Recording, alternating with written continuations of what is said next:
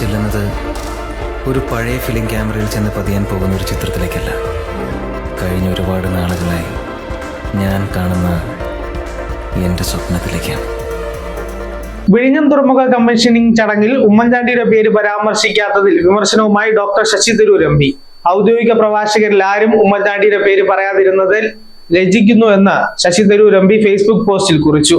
ഉമ്മൻചാണ്ടിയുടെ സംഭാവനകളെ കുറിച്ച് താൻ പറയാൻ ആഗ്രഹിച്ചിരുന്നുവെന്നും എന്നാൽ തനിക്ക് സംസാരിക്കാൻ അവസരം ലഭിച്ചില്ലെന്നും ഫേസ്ബുക്ക് പോസ്റ്റിലൂടെ doctor Shashi Tharoor M P വ്യക്തമാക്കി.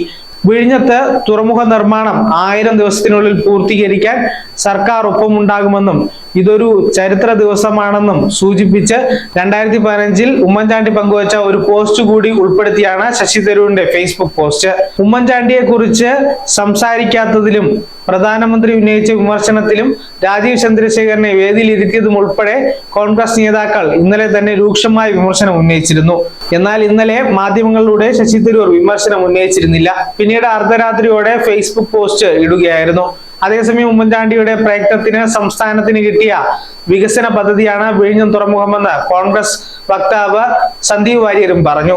വിഴിഞ്ഞത്ത് ഉദ്ഘാടന വേദിയിൽ നിന്ന് അദ്ദേഹത്തിന്റെ പേര് മാറ്റി നിർത്താൻ കഴിയും. പക്ഷേ 4 കോടി മലയാളികളുടെ നെഞ്ചകത്ത് നിന്ന് ആ പേര് മാറ്റി നിർത്താൻ സംസ്ഥാന സർക്കാരിന് കഴിയില്ല.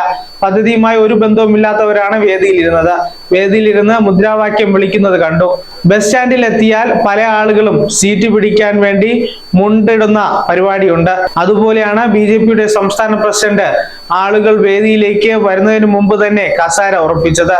പ്രതിപക്ഷ നേതാവിനെ പോലും പരിപാടിക്ക് ക്ഷണിച്ചില്ല. തികച്ചും രാഷ്ട്രീയ കളിയാണ് CPM-ഉം BJP നടത്തിയത്. ഉമ്മൻചാണ്ടിയെ ജനങ്ങൾ മറക്കില്ലെന്നും അദ്ദേഹം കൂട്ടിച്ചേർത്തു. News desk zag news.